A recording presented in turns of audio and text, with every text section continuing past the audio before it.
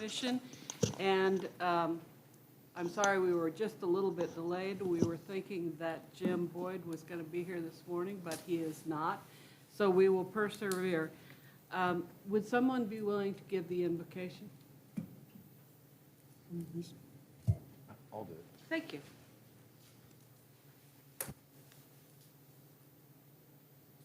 Heavenly Father, we ask you for your blessings upon us this day, upon our community, upon the people in this room. Give us hearts of love, give us hearts of wisdom to do the business of this community for the people of this community. We ask this in your holy name. Amen. Amen. Thanks, Tom. Next will be approval of the minutes from the October 23rd meeting.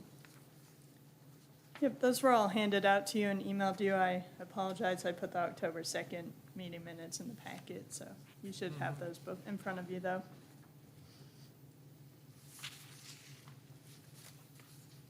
Anyone want to make a motion I thought they to captured the approve? meeting very well. I'd like to make a motion to accept those. Thank you. Do we have a second? Second. Thank you. They'll be, everybody approved? Thank you. They'll be approved as distributed then. Financial report.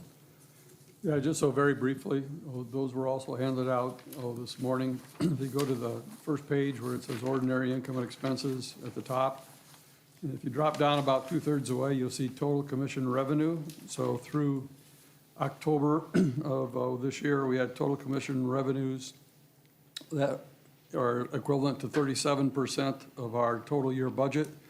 And if we were running right on plan, we'd be at 33%. So our total revenue are slightly above budget, despite the fact that we've not received any second quarter contributions yet from cities or counties. And that's because, as we have all year so far, the construction review fees, which is line number 5, have been running very much above budget. And then if you look at expenses, if you turn the page over and go almost to the bottom, you'll see that our total expenses for the first 4 months of this year are at 32% of budget.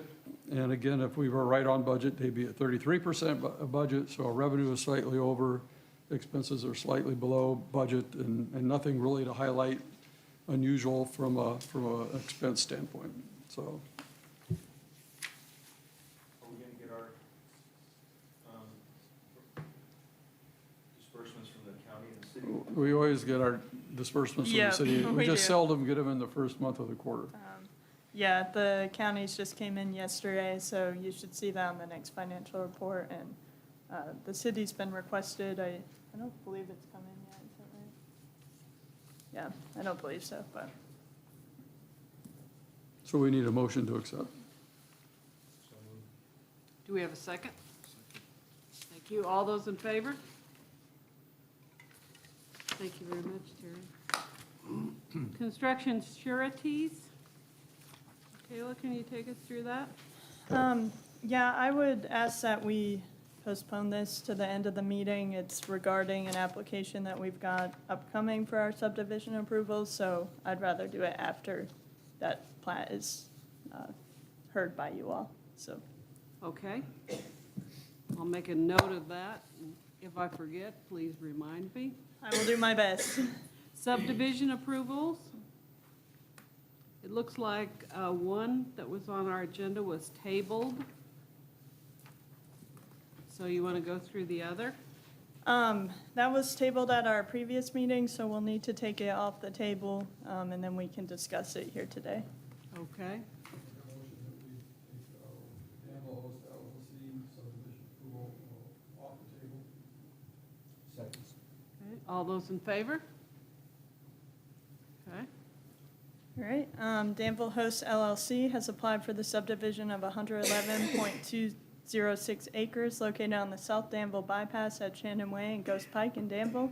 The property is zoned highway business, multifamily residential RM3, multifamily residential RM4, and single-family residential R1C. So again, this northern portion, the commercial and multifamily residential portions went through a zone change back in 2021. The southern portion that's now zoned R1C, single-family residential, was rezoned earlier this year in 2024. Basically, we put this on the table because you all had some questions for the city engineer, Josh Morgan. He's not able to attend today, but he did submit a letter that I'm going to read to you all. And then, I can run through a few additional things, and then we can hear from anyone that wants to speak. Sorry, here's my letter. All right, bear with me. So, dear Ms. Gary, at the request of the Planning and Zoning Commission, please consider the following justifications for the connection of Shannon Way to Ghost Pike. Comprehensive plan. The proposed connection is shown on the proposed collector streets map in the adopted comprehensive plan on page 116. Subdivision regulations. Section 5.2, subdivision design principles states, the principles that shall be utilized to lay out subdivisions are A, circulation patterns are laid out to discourage through traffic within neighborhoods, but to provide for connectivity to multiple outlets from the neighborhood. C, cul-de-sac should serve no more than 30 dwelling units, nor extend more than 1,300 feet from the common street intersection. Danville Fire Marshal Scott Lawson has requested the connection to create multiple access points for public safety agencies in case of emergencies. Kentucky Transportation Cabinet personnel provided the slide below from a recent Federal Highway Administration presentation that encourages the use of backage roads to complement a corridor of innovative intersections, which will be the goal of the upcoming Safe Streets for All grants project that the city was recently awarded. Taking these items into consideration, we are requesting that the connection of Shannon Way to Ghost Pike be completed. Safety concerns have been expressed concerning increased traffic at the intersection of the bypass and Ghost Pike. The safety issues at that intersection were confirmed during the development of the city's traffic safety action plan, as it ranked number 7 on the list of prioritized signalized intersections. The city has reached out to KYTC Highway Safety Office, and they've initiated a safety study of the intersection, which will be kicked off with a meeting on Tuesday, November 26th. Sincerely, Josh Morgan. I guess I wanted you to speak first, Henry. I apologize. Do you want to jump in here? Just to say, prudence dictates that we keep in mind that when these plats are technically correct, the law requires us to approve them. That's not to nullify any discussion that we might have. The law also says that the Planning Commission must approve these plats. So this is a chance for us to look at them, think about the ways in which they are technically correct, make suggestions, have some back and forth. But at the end of the day, we have to approve plats that are technically correct. And I think that's always worth bearing in mind. So the idea of having additional information is perfectly fine. That just supplements our knowledge. I agree with that. I think if we got into delaying things too much, that can sometimes present a hardship to the applicants. So we want to be mindful of that as well. And they have continued some work out there since the last meeting. This area, though, they're waiting on us to guide us in the cul-de-sac intersection discussion that we're having. Yep. Okay. They were able to proceed with once they received preliminary plat approval at the TRS meeting and received all permits that were required from the city engineer. Okay. Thank you. Yep. Yeah, and just a reminder that as part of the zone change back in 2020 for the highway business conditions, we did say that, the property will be limited to a maximum of 2 street access points to South Danville Bypass, 1 street access point to Hightower Road, and additionally 1 street access point to Ghost Pike upon the city's requirement of said access point, and only in that instance. As you have here, the city engineer has requested this access point, so I just wanted to bring that up. And also, some of the other discussion has been about the site distance and the topography of Ghost Pike. So this is a view from, the intersection, the signalized intersection at Ghost Pike and the bypass. Where the entrance is going to be, it's just going to be a little bit past this drive here that accesses that industrial business there. It's going to be just a little bit past that. That's where the proposed access would go onto Ghost Pike. And then these are the 2 views from where that actual access point would be, or pretty close. I did the best I could with it, but you can kind of see you have a pretty good sight distance here before you hit that small hill there. And then same from the other direction. So this is looking towards the signalized intersection at the bypass.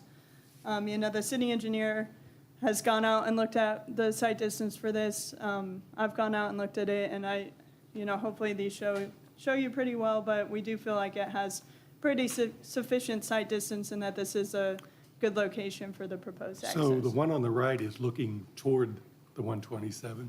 Yes, to the bypass. Okay. Yep, so this is the lights here. it's there. So this is the bypass in Ghost Pike. And then this one here is looking, south down Ghost Pike, where there's no outlet, but, yeah. So, yeah, I went out and looked at it. I was curious where, and thank you for putting the images up here because it's a great way to see where we're talking about as far Yeah. as images. So on the right, is that roughly then the bottom white arrow is roughly where it's at? Yeah, I tried to plop, the little Yeah, person there, yeah. as close as I could to where I feel it's gonna be, based on the plat drawing, so, this is about as close of a representation as I can get to what the view would be like when you're looking in both directions coming out of that intersection, so. That's really all I had to add, unless you want me to go through the plat. Again, as we discussed at the last meeting, I feel that the plat is technically correct. We've worked through the corrections. It did receive preliminary plat approval back at TRS before the October 2nd meeting. It's been in our court for a little bit now, but are there any questions for me on this? I think you've done a great job of collecting, and the engineer has too, providing information, exactly what I remember needing.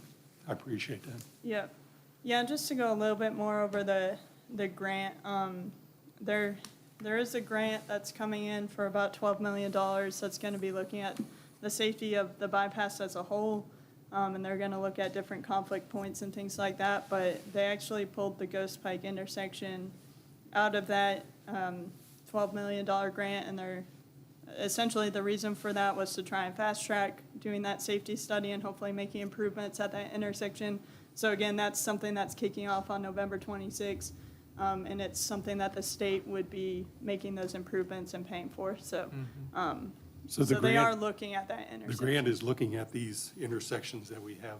in The plat. $12 million grant is gonna be looking at other intersections on the bypass, so, it'd include these two entrance points here. But the actual signalized intersection at Ghost Pike and the bypass, that one's separate, but that's kicking off on November 26th, so the state is looking at it, and whatever findings they come up with as part of that safety review, they will implement, so that's. It's out of our scope. Is there a public hearing for that? See, There Kentucky probably will Transportation. be with federal and state funds, there typically is, but I don't know I don't the either, yeah. timeline for that. I went to try to find it. I didn't know offhand. But you're Yeah, right, it often is. I mean, the kickoff meeting is on the 26th, so normally they won't bring it until they've actually got findings to Exactly. present, so, I just don't know the date of that Okay, at this time. thank you. I was a little out of the scope. Appreciate it. So do you have anything else? Nope, So our next step then, now that it's come out of being tabled, we have received the letter, you've given us additional information. Is our next step to vote to approve or I think disapprove it? with this, because we sent out notices and whatnot, at the last meeting, we took public comment. I'll let Henry determine whether, It's the chair's prerogative, and I think it's a worthwhile thing to have the record on this and have any discussion of what's been set forth, where people might have come to this with an expectation of hearing additional information that's been presented now. I think I would recommend having public comment. Okay. So with that, I guess we will ask if anyone wants to speak in favor of this application. so we could let that. Okay. Would the applicants like to speak about it?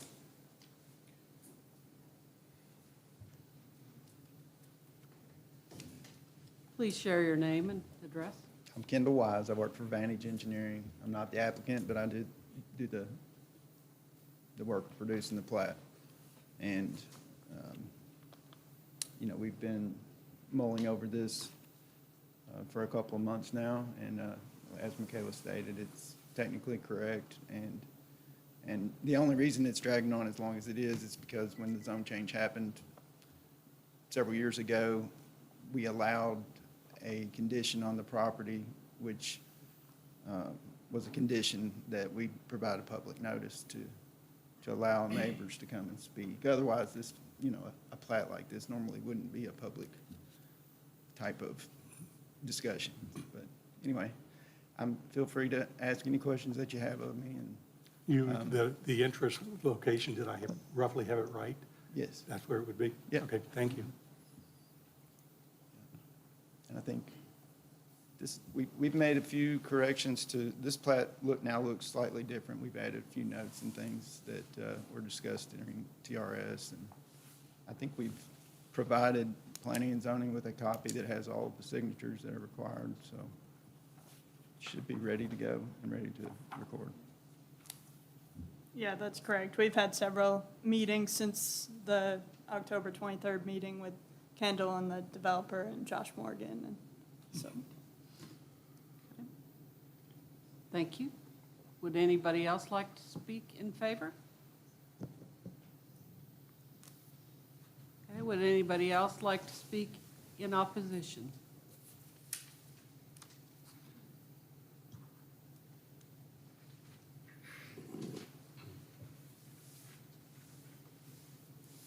Please state your name and address. Yeah, good morning, Chuck Stallard, 1510 Ghost Pike. Could you put the photo of the road there? I just want to point out a couple things. Yeah. So Sorry, if this you one look at, that's fine.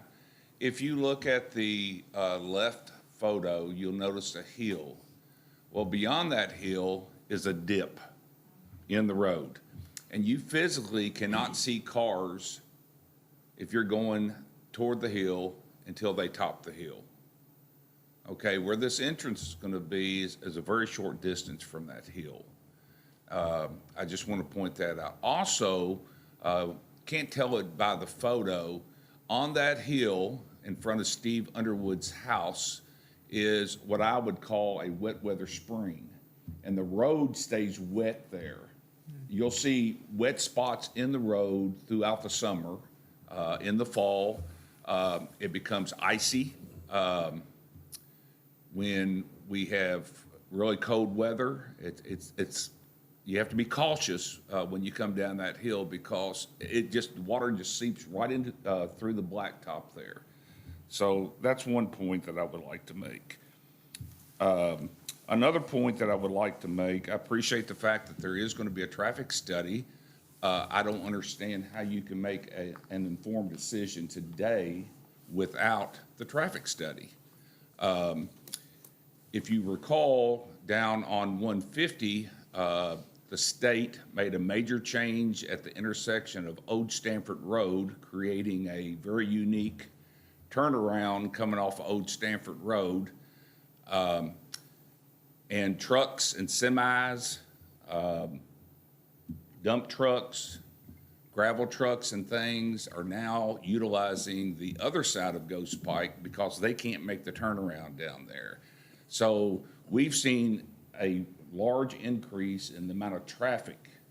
You all would be amazed at the number of people that come from Lancaster, Kentucky, down 52 and cut across Ghost Pike to go to work, to go to Walmart. So that intersection right now has a lot of traffic on it, on the other side. It's very challenging to make a turn. Also, the traffic is traveling at, legally at 55 miles an hour from Cattleman's, normally 60 or 70 miles an hour by the time they get to our stoplight.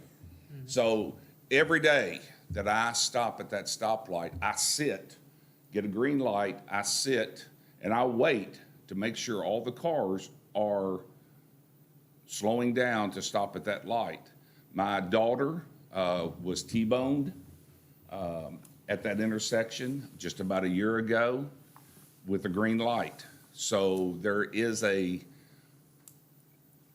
speed issue at that intersection because them coming out of town, out of the city limits, are coming at excessive speeds to that light, and it's the last light on the bypass there. me look at my notes here. I appreciate that, what Josh has shared, because I was going to ask the question while the city engineer wasn't here or representatives of the city, but apparently that has been addressed. Other than that, you know, I just wanted to point out the safety issues of this entrance. Thank you. Thank you, sir. Anyone else like to speak? Please state your name and address. Gary Nogle, 1453 Ghost Pike. I'd like to tag on to the comments about traffic concerns, and particularly the hill on Ghost Pike. I've prepared an exhibit that I provided to Michaela. I'd like to pass it around.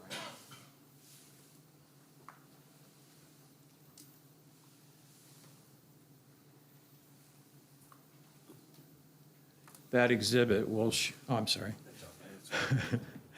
That exhibit will show a more detailed photograph of the rise on the left-hand photo right there, where it demonstrates that you cannot see, as you're at the base of that hill, you cannot see an oncoming car.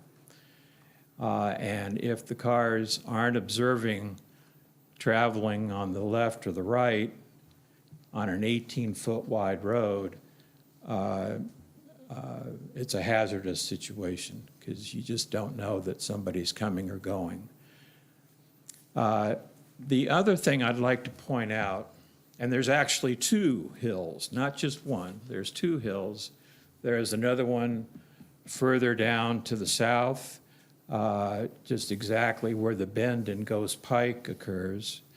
And that too lacks visibility and has the same hazard. Could you put up the parcel map? This one here? Yes. The other thing I want to talk about, it seems as if we're kind of in the always catching up, because this connection to Ghost Pike was previously approved, I understand, as a cul-de-sac, and was changed to a connection just recently. One of the reasons for it, as I understand, was fire was requesting that access. Just to help discussion here, if the fire was the main reason for requiring access to Ghost Pike in what I call phase one, that could be accommodated with a fire gate so that it's a restricted access. Fire would have access whenever it's necessary, but it would be a restricted access for the general public. The other thing is phase two. It's my understanding that that'll be residential, and possibly the southeastern section of phase two would be accessing Ghost Pike. Now, this access would be occurring in the valley between two hills along Ghost Pike. Difficult visibility challenges, aggravating the problem, really. But that parcel is approximately 18 acres, as best I can make out. And based on it being residential, you're talking about 60 or 70 residences in that section of phase two. That number of residents going out onto Ghost Pike exceeds all the residences on Ghost Pike right now. Gary, can I interrupt you a Yeah. minute? The Planning and zoning is not looking at that second phase. I know, but and if we're we not don't- aware of what the proposal really is. I know, but if we don't talk about it now, then later it comes back and you say it's in compliance, and so we've got nothing to But say. the point is that we can't do anything with the second one. We don't have anything to do it with.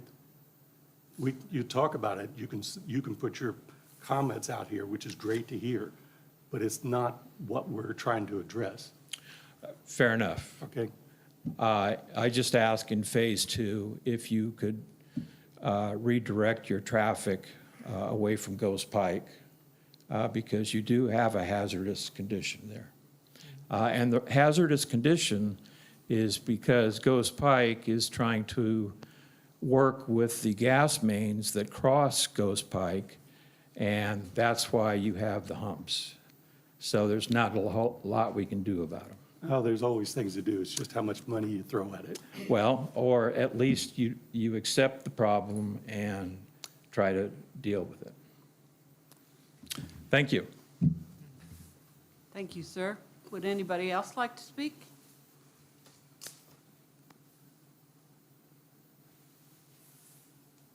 Yes, ma'am?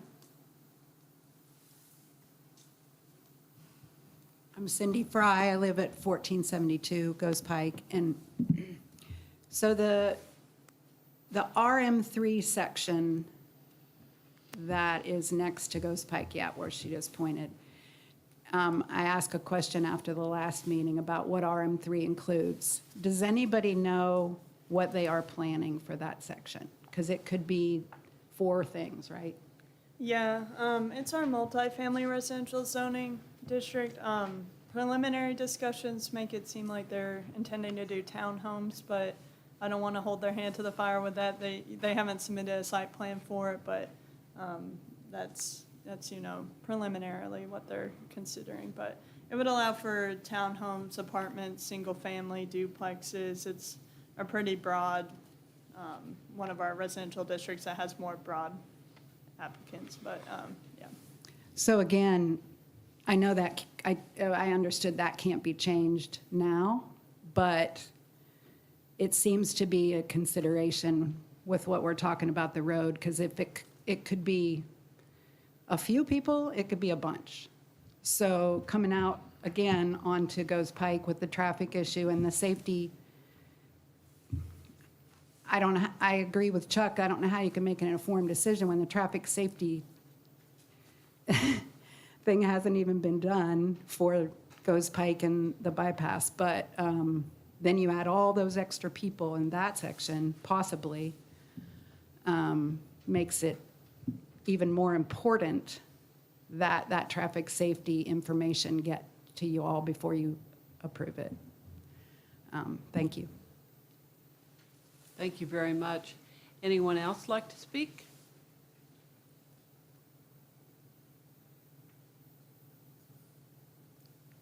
Hearing none, do we have discussion amongst the commission? First, I'm remembering, initially, there was no road into Ghost Pike. It was supposed to run that, correct? Something changed. What was that? I believe it changed as part of the prep work. That Kendall might be better to speak on this than me, to be honest. Yeah.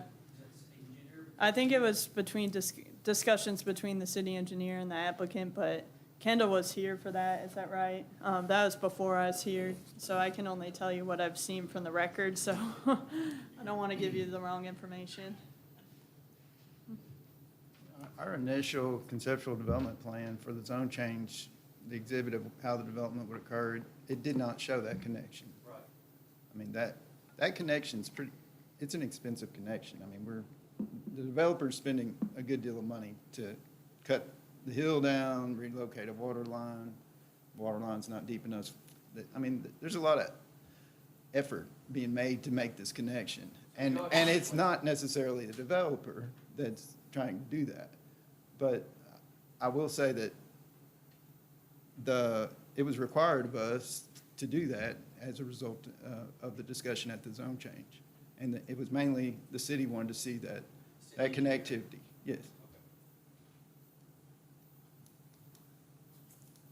What if we don't agree with the city engineer?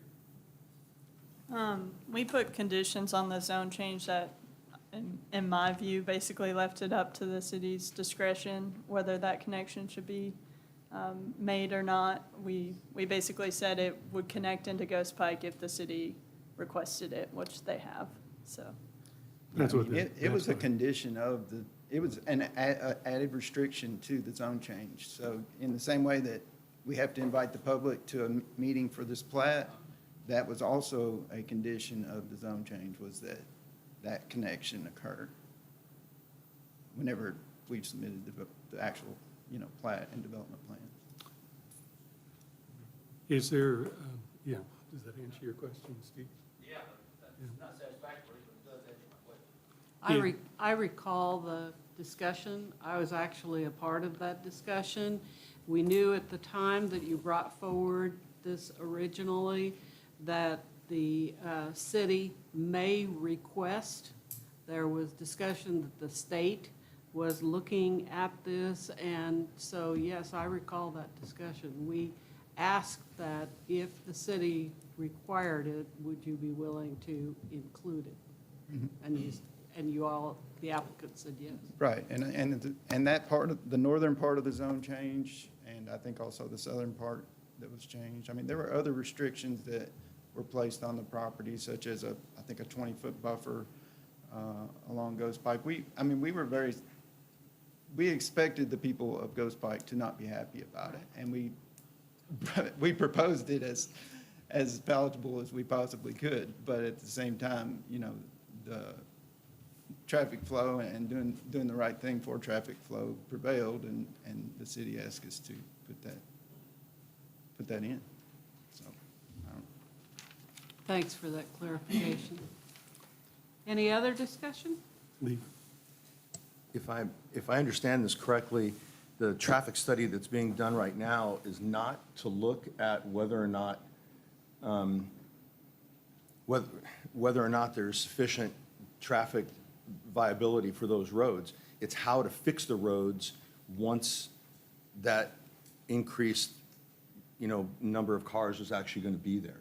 So that traffic study is not to say whether or not, you can handle it. It's how is the state actually going to make it handleable? Is that correct? Are you talking about the 127 or the Ghost Pike? That intersection down there. The intersection, okay. So that, I'm talking from a process standpoint, from process, in temporal precedence, what comes first and what comes naturally, causally afterwards. The letter from the city engineer hits all of the process steps that need to be hit legally when it comes to the master plan, right? What has been requested for the zone change, what the conditions that we've put upon it. I'm not saying that I'm for this or against it. I'm just saying that he hit all the process steps that he needs to hit, and that the state is doing this. The state is never going to do a traffic study for something that hasn't been proposed. The state's never going to look at something and say, yeah, we think that this intersection can handle this many more houses. The state is going to look at it after the city comes to the state and says, we've got this proposal coming in, we have to approve it legally, okay, or the P&Z has to approve it. How are we going to do this? And that's what the state is actually looking at right now, is how they're going to change that intersection. Yes. Not whether or not the intersection can accommodate it. They're going to look at how they can actually make it safe. Do you have any, I don't know whether it is or not, Tom, do you have any belief that they would also recommend improvements to Ghost Pike? I'm I'm sure that's covered in that. I don't know that they would, because it's not their road, but It's not their road. Yeah. they might. But what And I it will- could be something that the city could partner on. I don't think the city engineer right now has interest in widening the road, just because wider roads can increase speeds, and That's- that's the last thing we want on Ghost Pike, so. That's the actual thing when it comes to safety. One of my pet study areas since coming on to P&Z, especially within the last year, is roads and what happens with road widening. Okay, 100% of the time is, 100% of the time, it doesn't do what it's proposed to do, which is to ease congestion. And so, in a sense, no, not in a sense, in a very genuine and real sense, the best thing that Ghost Pike has going for it right now, it seems to me, is that it's 18 feet wide and that there's a hill there, okay? That forces people to actually have to slow down. I mean, I go home on a road myself that's 16 feet wide, that has a curve going up a hill and then a curve going up another hill where there's no visibility coming down, okay? I do that every day. I did it this morning. I have to force myself to go really slow on that road, okay? And the number of times that I've almost been driven off that road in 12 years is high. But in the 12 years that we've lived there, we've never actually had an accident on it, which is a testament to the people having to go slow. So I'm not going to tell the people on Ghost Pike, I think that you shouldn't worry about this, not at all. I worry about coming down the knob every day, Now, okay? the other part of this, Tom, is Ghost Pike on that side doesn't go anyplace else. It's a dead-end road, as I recall. That's right. There's no other intersection. If you're coming out of this new growth area here, I think the traffic, it appears to me, would all go left toward the traffic light. Correct. So you're talking about from where this road intersects down to the traffic light as the flow pattern. Doesn't mean that you can't be affected on it, but you're not going to have multiple roads. multiple Also, I people don't going know down that we every can legally, Yeah, I don't know that we can legally vote against this because of what's going to happen on Ghost Pike. We cannot. That's the city's issue. That's correct. I think if anything from this discussion we're doing here in this public hearing is to point out there's a need by some other group to address that. We're not really in a position that's do anything else. And it's important to bring this subject on a public forum. It's a very important thing to do, to people recognize it and flow into another channel. Again, we don't really have a way of addressing the county road or city road. And the state will never widen a road for potential future growth. That's right. It has to be in place. Yeah, so I just want to say, in preparation for this meeting, I went out last week and I sat where Michaela's car is actually, and I just ate my lunch there and observed traffic.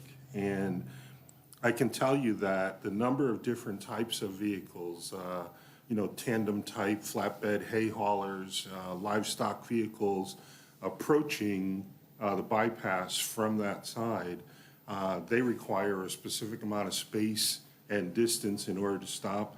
And in one instance, several vehicles blocked past the commercial entrance and nearly to where the proposed entrance for this process is. My other observation was, as this gentleman showed in his photographs, is that coming over that hill, there is not a lot of time from where the proposed entrance will be for those vehicles of that type, to properly stop or in control. And with the width of that road, the shape of that road, there being no soft shoulder, just my observation in about 75 minutes was, this is something of concern. I know it's something that we can't do anything about today, but without any skin in the game, I understand and can see their point. I do too. If anybody here has ever made a left turn onto Persimmon Knob from Alum Springs, there is no view of the oncoming traffic in the other direction until you crest the knob, actually over beyond the point at which you turn left. Okay, so it forces you, if you want to make a left on there, to really, really slow down, and it comes after two almost 90-degree winding turns. This is a feature in our county, and I don't know that cutting down hills or I don't know what the solution is either. I think that the solution, I think the solution is gonna have to be just to go slow when you're approaching that hill, right? Are we obligated to approve something we don't think is safe? In this case, yes. Your question was, what can we do if we disagree with the city engineer? And one answer to that is that you can't do anything to impose that disagreement onto your treatment of this plat. You can't turn this plat down in disagreement with the city engineer. That's, I heard another question asked, how can we make an informed decision today? The information required for this decision is, does it meet our subdivision regulations? And you've been told that it does. Again, the courts require us to have public discussion of this. This is a valid thing. These concerns need to be heard. But we can't turn this down if it's technically correct. Just like those 11 houses on that 11-foot wide road at Danville, presume not. That's why I'm even here, is because I came to this and said, this is stupid. Okay, you can't do this. And what I learned that day is you have to prove it if it's technically correct. Yes, ma'am. Yes, ma'am. So is it possible to consider Gary's suggestion of a fire gate? So that only fire, because that seemed to be the city engineer's on his letter. Is that possible at this point? Because that seems like a really good option. Thank you. It seems to me from that letter that that was one issue, not the only issue. Yeah, Yeah, there's more than just a fire gate. yeah, the circulation patterns, yeah. So at this point, I'm looking for a motion to approve the original application, the plat that was provided to us.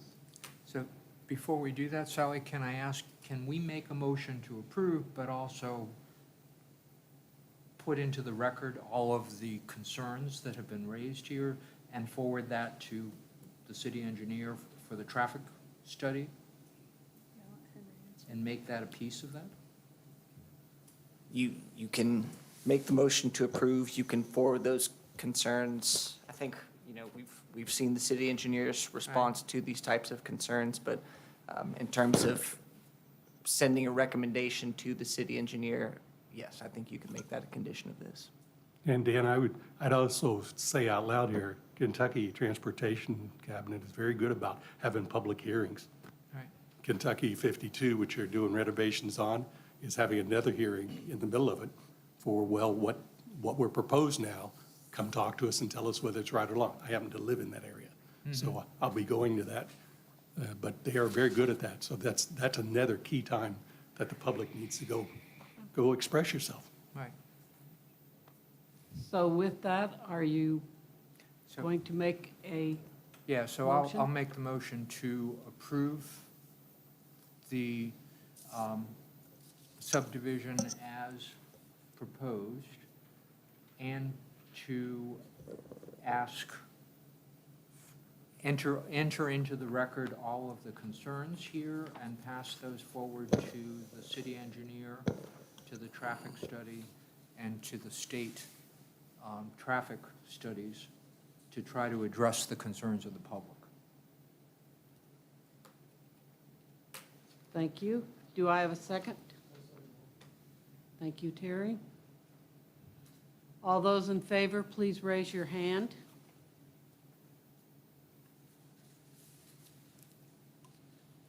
Thank you.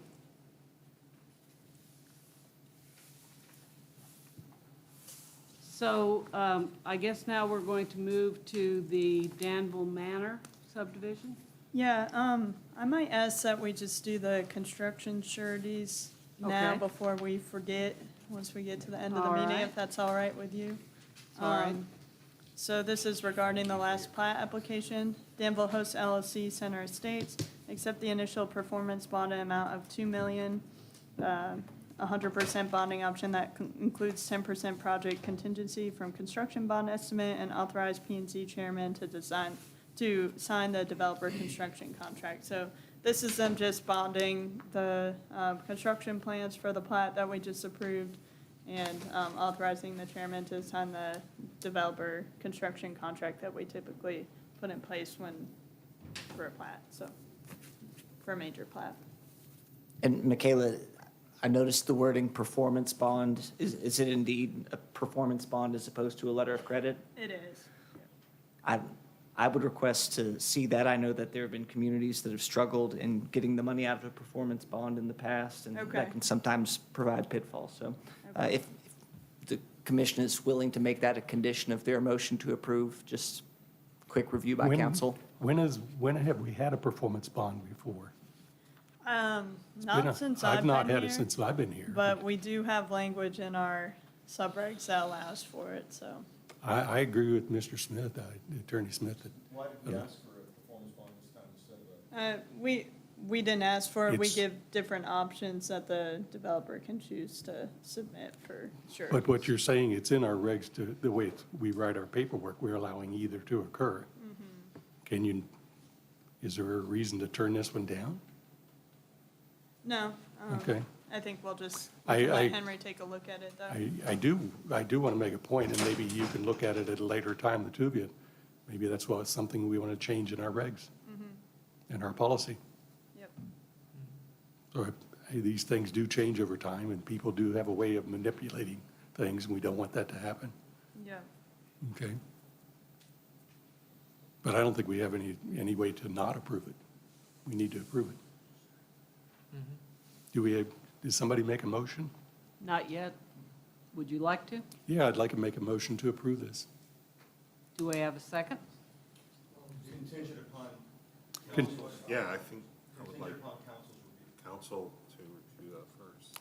Well, I question whether, I think we're approving it and requesting council's review, but we have Well, to it's- approve it. mine was to, if we approve this, we can change our paperwork so it doesn't get used as a performance bond, but you can't deny this when it was already in place, can we? That's correct. No. I think we have to accept this or reject it, and then we have to have a sound reason to reject. Henry, what did you want to review?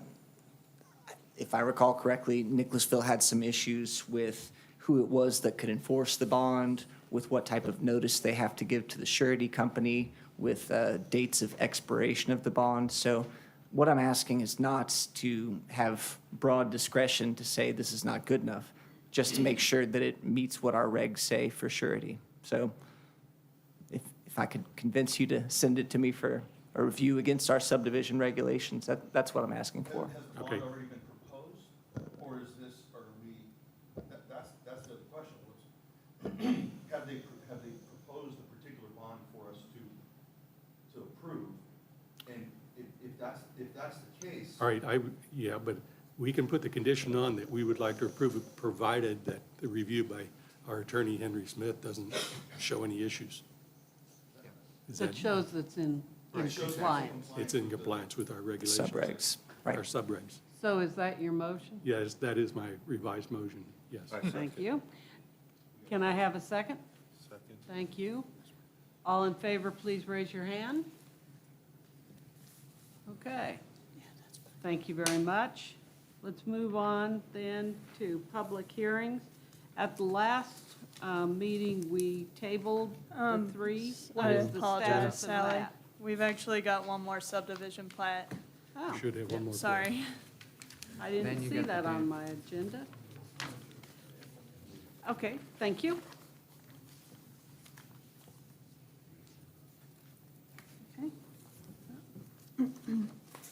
Danville Manor LLC has applied for the subdivision of 22.236 acres of land and 6 tracts located at 1561 Houstonville Road, Danville.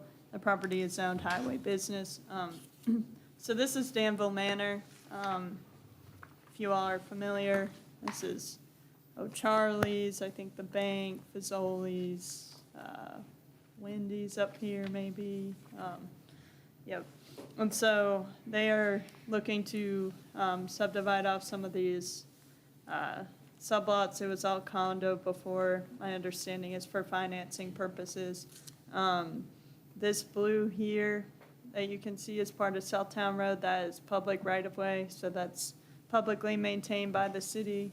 This green color here, some of it's an existing access easement and some of it is being established with this plat, but it's essentially a public access easement that will help serve these these lots being created. They are technically correct because they've got frontage along the bypass in Houstonville Road here, but I can't imagine any of them would get entrances from the state just with their location next to next to the intersection and things like that. So really their viable access is through this easement here. Yeah, I don't have too many comments on it. Dale brought in corrections, so this is slightly different and corrected from what we saw at Tech Review when it received preliminary approval. My only real concern with this plat is with the public access easement. We don't have any language as far as maintenance agreement on it, and I'm just worried about possible contention with who's actually responsible for maintaining it in the future. But beyond that, it is technically correct and meeting our subdivision regulations, so. Now, Director, I was involved with the tech review, so review me again. The blue area is considered to be public road, Yeah. and this city's going to maintain that? That was established, I think back in 2005. Right. On a plat, and so it is public right-of-way. The But city you- has you- accepted and does maintain it, and will Okay, but continue the to maintenance maintain of the greens roads, which is considered to be the access way for the businesses around there, you don't have a maintenance agreement on that? That is my understanding. I think I'll let Dale speak on this a little bit too. Yeah. Dale's the one that did this plat, but I think there is an existing access easement of some sorts that has a maintenance agreement on it. I think this is just expanding. What'd you that find, what'd you access find in the history, Dale? Well, the Can you blue, state your name and your address? Dale Shepperson with AGE Engineering. Thank you. The blue shaded area is an easement for public transportation or whatever. It's not actually right of way, but the city does maintain it. It is also an easement as well. The green is an easement for the public, not only for the parcels, but for any of that property. This whole property is, of course, owned by one entity right now. And which it is not the plan, but plans change. So if they do sell out any of those parcels, if there was some type of maintenance agreement that they wanted to give to that parcel, they could at that time by deed, but as of right now, it's on them as far as the owners.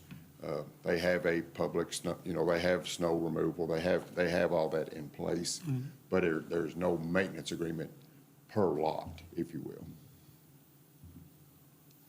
It's like the parking area that you have out there, it's part of that one agreement, isn't it? The parking lines above these 3 or 4 businesses? For O'Charlie's? Yeah, for example. Yes, that's because O'Charlie's lot actually has no parking. That's right. So there's a parking agreement in place with the owners of the property. And all of these businesses, they have all just signed long-term leases. So Is there a reason that the other 2 out parcels, the one between O'Charlie's there along the bypass and there's another one along Houstonville Road, are not included here? Because they own, Burger King is in between, and it owns that. that's Yeah, a separate owner. They already own. Yeah. It's already subdivided. That was subdivided previously, so it's not Okay. part of this Yeah. property, yeah. Okay. Dale, I'm looking at the subregs where we talk about private streets and maintenance responsibility has to be established on the plat. I hear that maybe we're making the distinction between this being a right-of-way and a private street, but I still think that the best way to avoid problems in the future, disputes, is to have something on there that just ascribes maintenance to I don't, those lot owners. I don't really think that it would be a private street.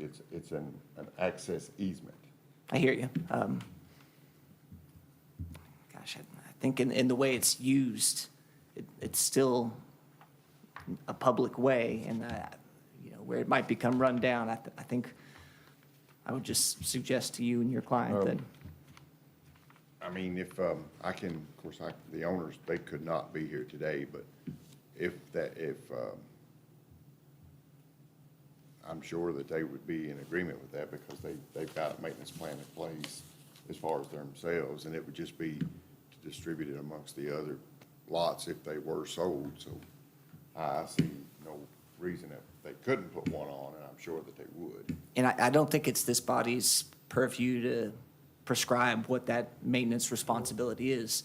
Maybe just something that says it's not the city's responsibility, that identifies that it's these described lots that are responsible for maintenance. That would be no problem. I mean, I think that's the best way to protect the situation, yeah. Yeah, it's just, in my experience, I've seen issues come up with things like this, and so I don't want it to become a problem 40 years down the road from now, so I just thought it was worth mentioning. We can actually approve this, right, with the contingency? Yes. Yep. Thank you, Dale. you're welcome. Any further discussion? Would anybody like to make a motion? I'll move to accept the plat contingent upon the agreement, or contingent upon language from the owner about maintenance on the access easement. And that maintenance being the responsibility of the lot owners. Future owners. Right. That the maintenance is the responsibility of the future owners on the access easement. I'd like to second that motion. Thank you. Could be a shared responsibility. I mean, are we really just saying the city's not responsible for it? Right. That's all we really want to say. Right. Yeah, I mean, it could We be, don't really dictate the agreement, we're just saying the city's not responsible. Well, I thought, though, that there was discussion that you wanted to assure that there was a yeah, agreement. I mean, it could just all be track one's responsibility, or they could distribute it evenly if they wanted, or, they could assign it to whoever they want. I'm not trying to make that determination for them. It's more just that, You want to they're- assure that it is in when place. people, if someone were to purchase one of these lots, they would know what their responsibility is going in, but. Okay. So can we clarify your motion? Henry, will you help? So it sounds like we're tipping just a little bit into making a suggestion about what that arrangement is, or at least that it be, I committed was to like- writing. We're not simply disclaiming it from the city. We're also saying that there has to be something in place to let the lot owners know. I think that's important. I think that what Michaela said is correct, that it can't just be disclaiming it from the city, but it ought to be written in there whose responsibility it is. I don't care whose responsibility it is, as long as it is written whose responsibility it is. And maybe we can just say that lot owners shall be responsible for maintenance of that easement. That can be subject to some outside agreement, but at least it puts them on notice that by buying a lot, they might in fact be responsible for maintenance. So we have a motion and a second on the floor. Would you be willing to revise your motion? I'd like to make a motion to approve the plat with the condition that there's wording that ensures that the lot owners are responsible for maintenance of the shared easement. Thank you. And I'll second that motion. That's much All better. right. Thank you. Good deal. Can I get a show of hands to agree with that? Thank you. Okay, moving right along then. Can we go to public hearings now? Yes. Okay, so do we need a motion to go into public hearing? No, okay. So what about these first three that were tabled last time? Yeah, let me give you. What is the status of that, Michaela? So, Center College has, Do I need to bring these back from a tabled position back into the? Henry, you know what's happening with these. Well, I'll let you that was decide. kind of what I was asking. I thought it was. I think, yes, and That's what we did before, and when we Right. looked at this. I'd like to make a motion that these, we talk about these three tabled ones. We'll pull them back into the public hearings. Okay, Second that. thank you. All in favor? Okay. Now we can go. Go ahead. Okay, so Center College has elected to withdraw their applications on St. Mildred's Court. So that would be the application for the future land use map amendment located at 129 and 128, 130 St. Mildred's Court, as well as the zoning map amendment on 129 and 128-130 St. Mildred's Court. They have asked to table again the Louise Street, so that would be 145 Louise Street. So they're asking to withdraw the flume and the zone change on St. Mildred's and asking to table again the 145 Louise Street flume amendment request and the 145 Louise Street zoning map amendment request. Does that Yeah. make sense? Okay. So do we have to take any official action to do that? just for the tabling, not the withdrawal. The withdrawal is effective. Is- The withdrawal, okay. they've already submitted an email and done it So themselves. can I get a motion I'd like to make a table motion to table Louise Street now. Thank you. Can I get a second? Second. Thank you. All in favor? Thank you.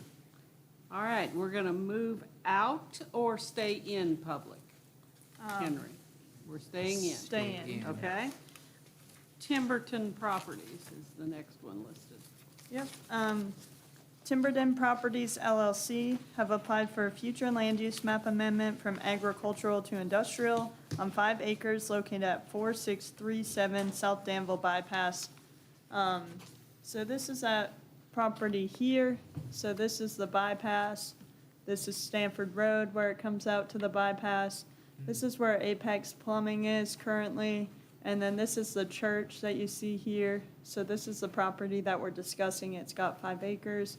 It's got this entrance that comes off from the bypass here and runs along their property to access the existing church building.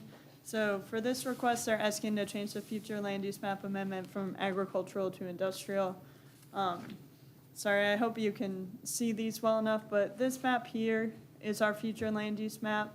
That's current today, that was adopted in 2018.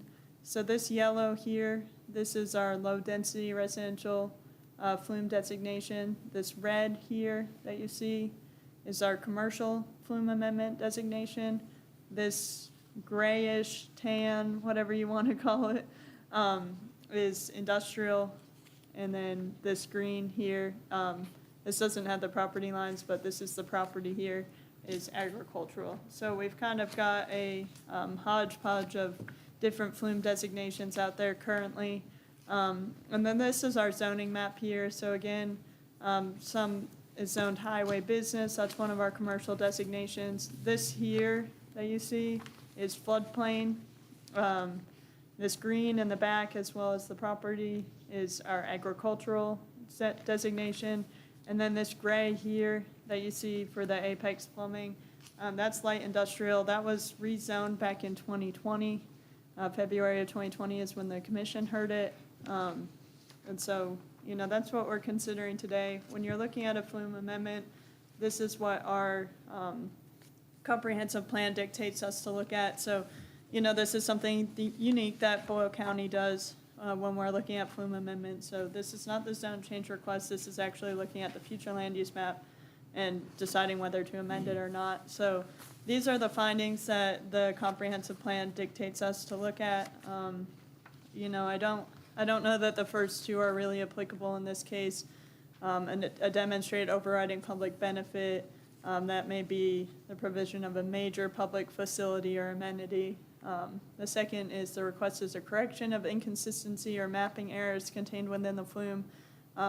You know, that property here, the Apex Plumbing, this also went through a flume amendment, so it wasn't like we had some industrial out there and didn't bring in this property, so I'm not sure that that one's applicable. So I think you're looking at that the proposed use is clearly compatible with existing surrounding development as demonstrated by the applicant. This review should include a flume compatibility assessment of the proposed use, which includes but is not limited to location and bulk of buildings and other structures, building height, building materials, intensity of use, density of development, location of parking and signage within the surrounding area. In addition, the applicant must prove that the proposed flume amendment will not result in development that exceeds the capacity of existing public infrastructure and/or facilities. This property is unique. It is in the county. Sorry, I should have mentioned that before. It is in the county currently. It is on sewer, so that's something that they would need to have to be able to go to the industrial zoning designation. So it does have property utilities and infrastructure for the industrial zoning designation. And again, you kind of look at the surrounding uses out there, and there's some industrial, commercial, and ag, so it's kind of a mix, but that's all I've got. Is there any questions for me on this? Can you tell us what does the proposed flume say about this area? The proposed flume is also showing, our draft is showing it as ag. Yep, it kept the same, but that flume is not adopted, it's not Right, pertinent just for a this. question. Yep, so. What's the purpose of making it industrial? What's the intent? I can let the applicant speak a little bit more on that. I kind of saved that for the zone change amendment, but it's Dawson Horkey is looking to move their office building out there. So I believe their proposal, oops, sorry, I'm going the wrong way here. I believe their proposal is to retrofit this existing building for their office use.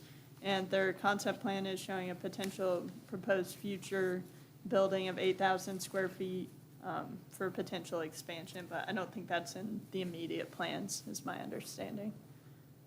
But that was discussed more in the zone change? Yep, I went into the concept plan with the zone change. Can we not talk about both of them at the same time? They're technically two separate applications, so, yep. So Hold off. can we get the comments, though, from the, Yes. at this Yes. point? Yes. I'd like to hear the comments first. What's Yes. that? Would the applicant like to speak? Good morning. My name is Jordan Shoemaker. Excuse me. I'm an attorney with Shoemaker and Corman at Law. I represent both the, I represent both the applicant here and the property owner, Temple Baptist Church.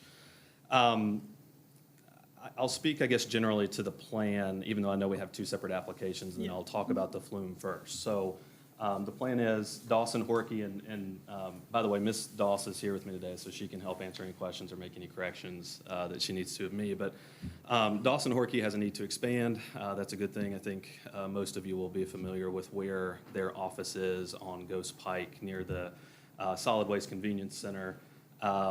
They are a construction company. They do primarily commercial, industrial, and utility type work for a lot of industries in town. And so they're in the happy situation of needing to expand, but where they are on Ghost Pike is not feasible for their business anymore. And so the plan, essentially in the near term at least, would be to move their office operations from their location on Ghost Pike to this facility on the bypass. And then, of course, the concept plan would envision a future building or workshop that would give them room to grow. As far as the flume amendment goes, we've essentially filed this out of an abundance of caution simultaneously with our zone change application. And I'll just say, I think it's already been mentioned, in that area of the county, I know we talked a lot about it today, there's a lot of mixed uses out there on the bypass, but one of the things that's going on is, Apex Rentals right there, which shares a property line with this property, is essentially using their property in the same way that Dawson Horkey would intend to, which is that's where their office location is. They're storing some equipment there, that type of thing. And so we think the light industrial application makes sense based on how other properties are being used in this area. It's on a major highway. We know that there's some residential, some ag, a little bit of commercial. Everything's kind of mixed in out there. But you know, we certainly think with the proximity to Ghost Pike, obviously Caldwell Stone is near, out there and that type of thing. So this is one of those areas of the county, and I will submit that, you know, I think a lot of times when we talk about flumes, we want to talk about generally kind of in big pockets, how we're using properties in certain parts of the county. I think this part of the county is just unique in the sense that we have some highway business going on, we've got some industrial applications, we've got some ag, and, you know, I think that's all working harmoniously together out there, and I certainly don't think our application would impact that substantially. So we would defer, obviously, to the commission on whether or not a flume amendment is appropriate here. The main thing we're looking for, obviously, is the property is not feasible for our application without the zone change. So the purchase of the property is essentially contingent upon approval of the change. Does it need to be industrial or can it be commercial? The reason I'm asking is because of what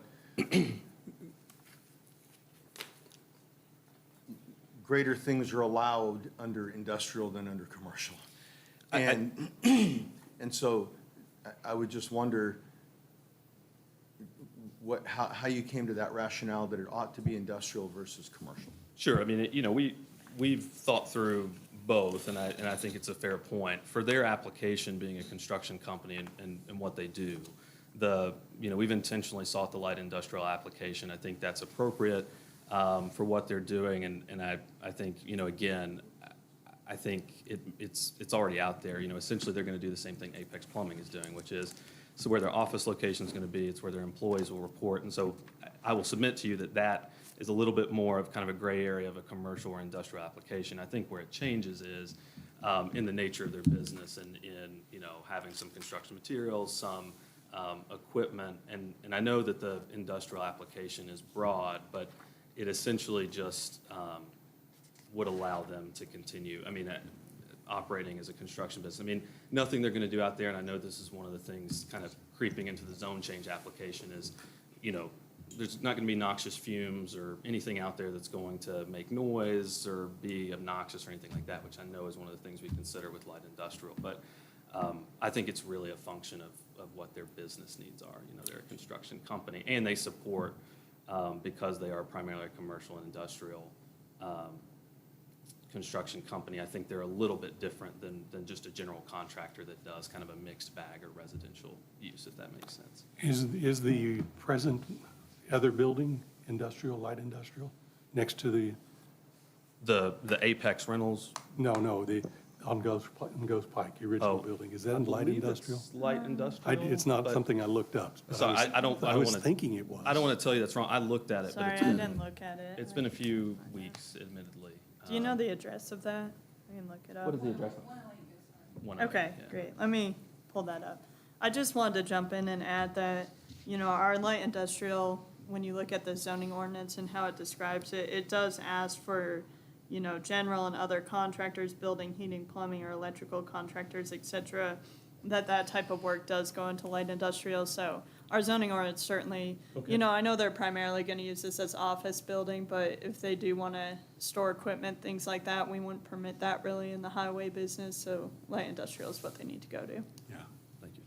And am I presuming when we get to the zone change part, you're willing to limit what you would be putting out there for the office to equipment store? I mean, you could limit what you're talking about doing with the property. So there are no, fumes and light manufacturing or something going on? Yeah, well, I guess, I mean, I think practically, yes. I mean, my concern is I don't want to put limits on the property that don't allow them to expand their business or store their equipment or, you know, move everything. I mean, the long-term plan is to move the operation here. And we want to make sure that we don't handcuff ourselves and have to come back to this board every time we want to do something. I mean, I think, I'd say two things. I mean, their office right now already has equipment stored there. I mean, you know, if you're familiar with that part of the county, it's neat, it's lined up, it's not an eyesore or anything like that. I think to a certain extent, there's always going to be some level of trust, and that you're just going to have to take us at our word that the commitment is we're going to store it and it's going to look nice, and you're not going to drive past out there on the bypass in it. But you know, other than I think having a workshop space potentially in the future, I don't think they're going to use this any differently than what they're currently using on Ghost Pike. It's just maybe at a larger scale or application. I'm not sure if that's responsive to your question, but I mean, you know, I guess on the one hand, I don't want to limit their ability to expand and grow. I mean, that's the entire reason that we're going out there. And the other thing I will say is, I mean, it's already out there. Apex Plumbing is doing this right beside them, so. It sounds like it's office, it's equipment storage and repair and maintenance. Primarily, yes. Storage of equipment, maintenance, repair, potentially a workshop one day. I mean, that's where their workers report, that kind of thing. But as you know, I mean, they're working all over this county and several counties and all over the state. So it's not like, you know, all of their equipment sits there all the time or anything like that, so.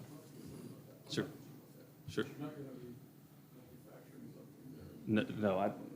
No, that's not, yeah, no. Thank you, sir. Sure. And their current 108 Ghost Pike, where their current office and operations are, is zoned IBD. That's one of our industrial zoning districts as well. I thought it was, so it's no Yeah. different. Would anybody else like to speak in favor? Is there anyone who would like to speak in opposition?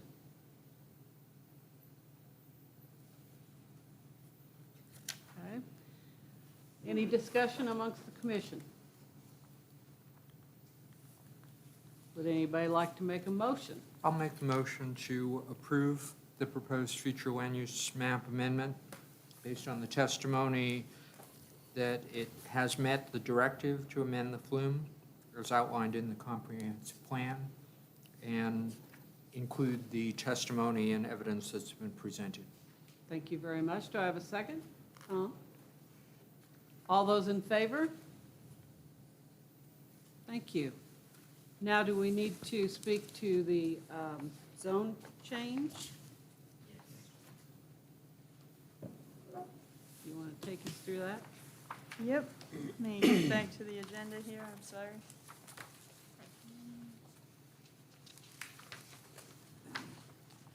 All right. Timberden Properties LLC has applied for a zoning map amendment from agricultural AG to light industrial LI on 5 acres of land located at 4637 South Danville Bypass. So again, I think you all know where the property is at this point and what it's zoned and what the surrounding zones are. So this is the conceptual plan that we kind of just discussed. You know, this is the existing building here with the existing drive that comes in. This is the proposed future building at some point in time. This whole area in the back here is the floodplain designation there. So, you know, when you're looking at the comprehensive plan, and I apologize, now I gotta get back to my staff report here. It does have guidance for industrial development, which I didn't put in the slide here because most of them aren't really applicable. One item that is industries should be located in planned industrial parks or adjacent to an existing industry to form industrial clusters. Obviously, this is not one of our planned industrial parks. It is next to an existing industrial facility with Apex Rentals, but you know, it's not necessarily in a planned industrial park. Another one is industrial sites should have good access to highways and when required, rail facilities. I don't believe rail facilities is required for this type of use, but they obviously do have good access to the bypass, which is one of our major arterial roads in Boyle County. They do have proper access to utilities and infrastructure as far as what they're proposing for the use. And then finally, industrial areas should be separated from other areas by such buffers as major highways, railroad lines, park, or open areas or natural geological features. This property is a little bit unique in how it's shaped and how many adjoining property owners it actually has. So, you know, obviously to the west there it is adjoined or abuts to an existing industrial use. To the north and kind of to the east here, it abuts that major arterial road. And then to the south, to the southeast, it's got that geological feature of the creek and the floodplain down there. So it does have pretty good buffer as far as what you're looking for and what I think this is describing to look for when you're looking at this property. The other item to consider within the comprehensive plan, Chapter 9, talks about industrial uses within Boyle County. So again, this is in the county. I'll just read this out. Industrial use, except for sawmills located in the Knobs area, all future industrial development should be located in the planned industrial areas south and southwest of Danville, which this is not. This is southeast of Danville, so they're really pushing it towards Lebanon Road, where the planned industrial park is now, or existing industrial park is now. New industrial zone land should be located adjacent to the existing industrial park or in general vicinity south of US 150 and west of US 127.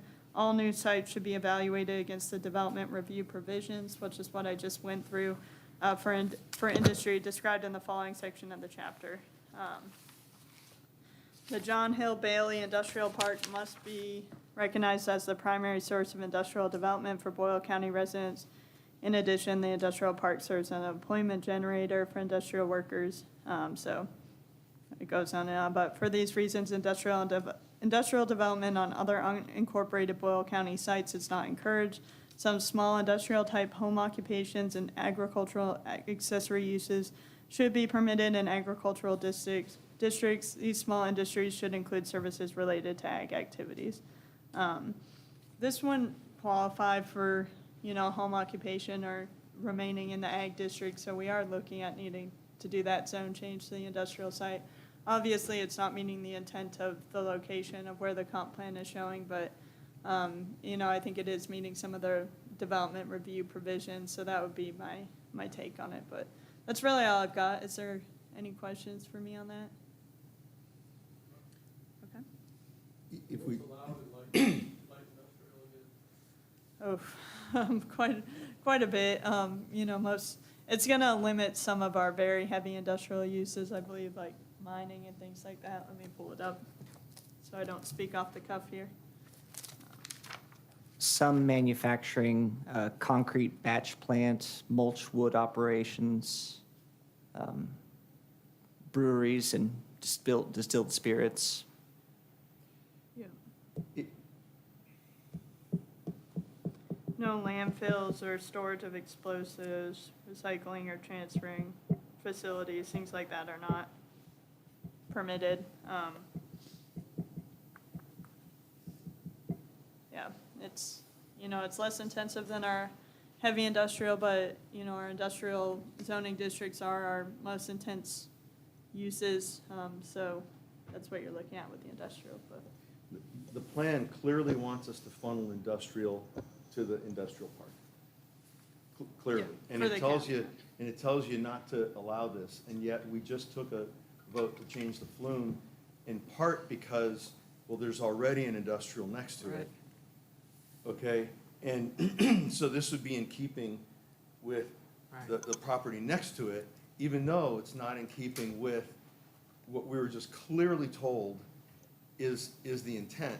So how do we then, next time, to the property south of it, or the one next to it, say, when they come in and say, well, it's in keeping with the two industrial properties next to that?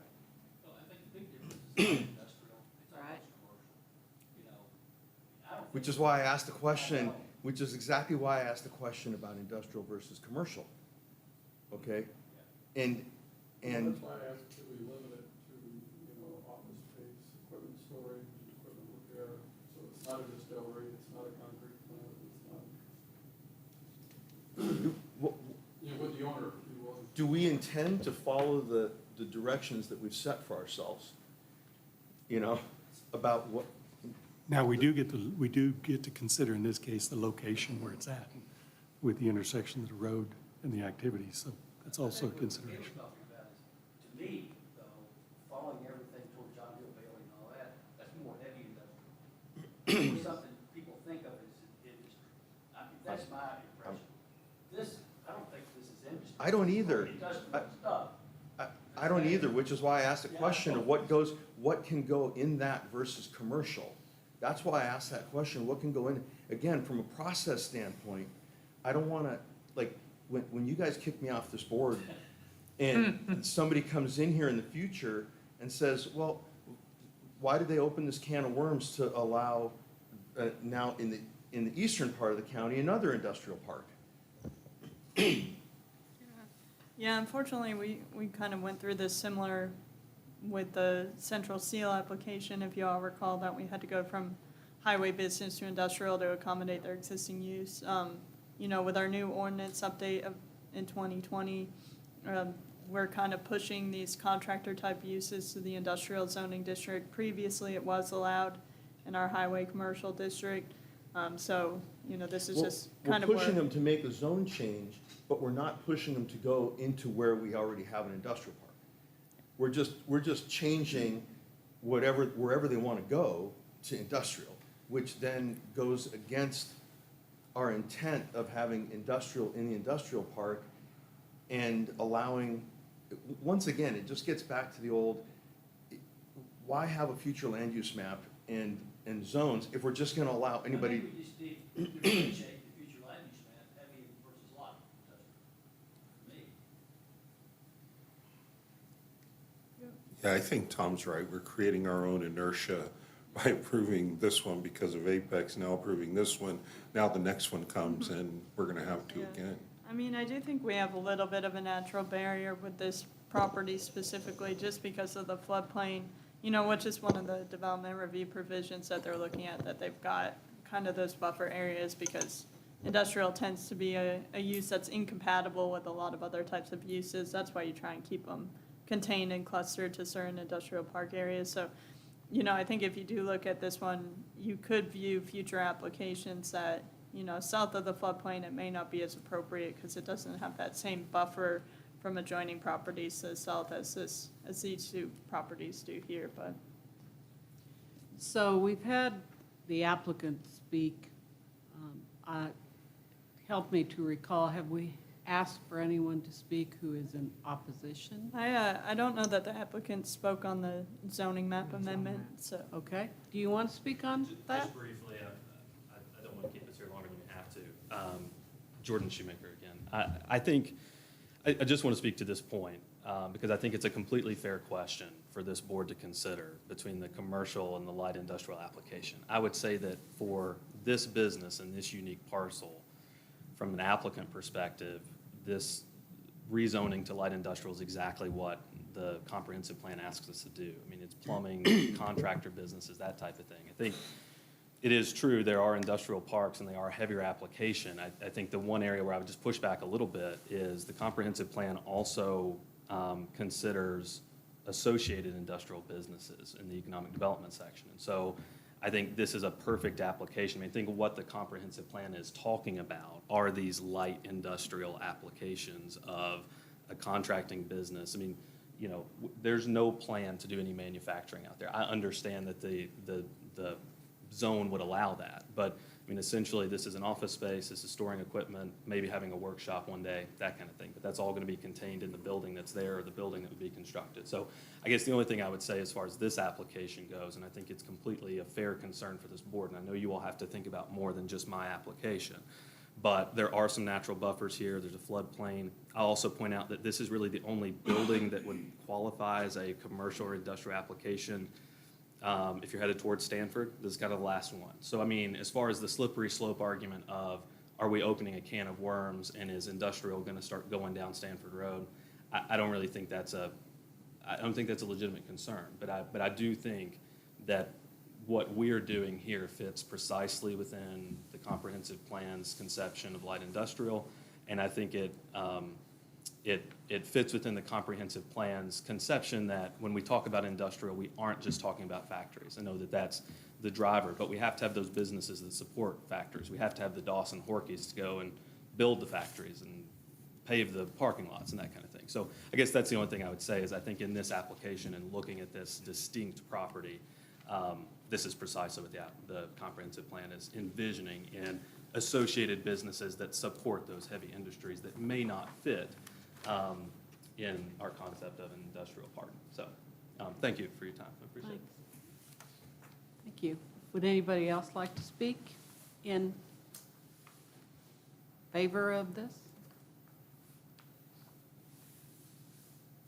Would anyone like to speak in opposition? Okay? Discussion amongst the commission? I guess again, I have a question for the applicant, and that is, are you willing to limit the zone change application to, office use, equipment, storage, equipment, repair, and material storage?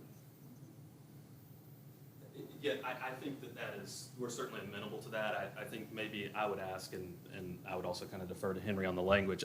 I think we're amenable to saying that there wouldn't be any manufacturing that goes on out there, if the commission would be amenable to that being a contingency. That was my first reaction to what we could exclude is prohibiting manufacturing. You're talking about outlining what you can do. I think the exclusion of what we don't want might be the cleanest way to get at it. Sure. Reaction to that? Distillery, is that manufacturing? It is one of the listed uses, so we could exclude that as well. We were looking to try to allow you to do what you want to do there, but just not down the road. Yes. No, I understand. Creating our own inertia, thanks, Ken. That was Yeah, great. and I understand. I think, I just agree with, Mr. Smith. I think the cleanest way for us to do that and make sure we stay within the spirit of what you all want us to do is to exclude what we can do versus, outlining. Because I just don't want to get in this situation of saying, well, we're going to use it as office space. We temporarily store some construction materials there overnight that are going somewhere else in Kentucky. And then we get into this situation of, is that, can we do that or not? So I think my preference would be to just exclude and say, we have no plans to do manufacturing out there.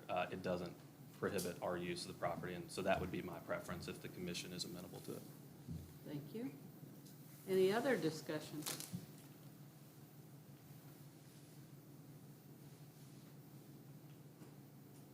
Okay, if not, I'm ready to hear a motion. We're going to close the public hearing. Ah, sorry.